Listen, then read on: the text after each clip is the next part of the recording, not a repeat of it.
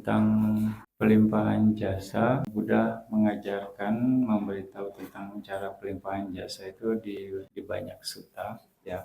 Tapi kebanyakan kita ambil referensinya dari Tirukuda Sutta. Itu salah satu referensi. Tapi di sutta yang lain juga ada Buddha menjelaskan tentang bagaimana kita melakukan pelimpahan jasa. Ya, di situ ada suttanya boneka kue, ada cucunya Anathapindika. Dikatakan di sana bahwa dengan penuh atau tanpa keinginan untuk mementingkan diri sendiri, dana itu diberikan.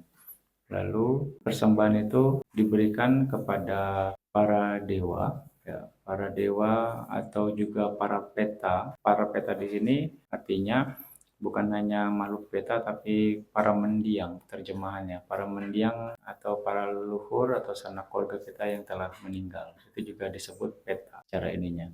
Tapi peta sendiri adalah juga terjemahannya juga ada makhluk di alam peta itu sendiri. Nah, diberikan kepada mereka, ya, kepada para peta atau juga kepada para dewa. Para dewanya, para dewa penjaga rumah, para dewa penjaga dunia. Para dewa penjaga dunia adalah 4 raja dewa. Nah, penjaga timur, selatan, barat, dan utara. Nah, itu adalah 4 raja dewa. 4 raja dewa.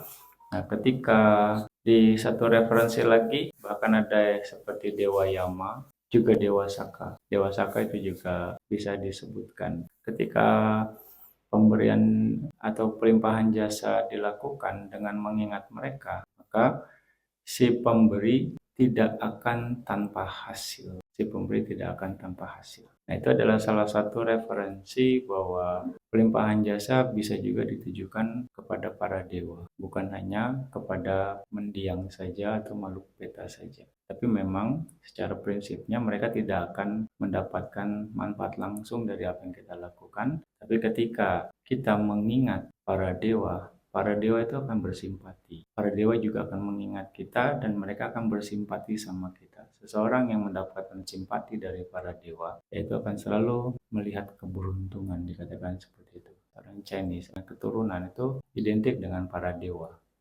Ya, tapi kebanyakan dari mereka yang mengadakan yang nggak ada, mau dikatakan. Artinya, ya seolah-olah para dewa itu ada, padahal nggak ada. Nah, tapi dari sisi Buddhis, ya, dewa itu ada, dan bagaimana cara kita untuk berhubungan dengan para dewa atau dengan mengingat para dewa, ya, adalah dengan pelimpahan jasa. Dengan pelimpahan jasa, dengan memberikan kebajikan yang telah kita lakukan, untuk mereka juga kita berbagi jasa kebajikannya. Itu cara yang sesuai dengan Dhamma. Jadi situ akan mengurangi pandangan salah kita. Itu cara aman. Masalahnya kalau pandangan salah kita terus bertambah, kita akan jadi masalah. Ya, itu akan menghalangi kita untuk bisa menemukan kebenaran itu sendiri. Ya.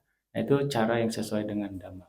Jadi pelimpahan jasa pun bisa dilakukan untuk para dewa. Artinya ketika Anda mengingat para dewa, Anda harus melakukan pelimpahan jasa dengan membagi kebajikan, berbagi jasa kebajikan yang telah Anda lakukan untuk mereka juga. Itu caranya.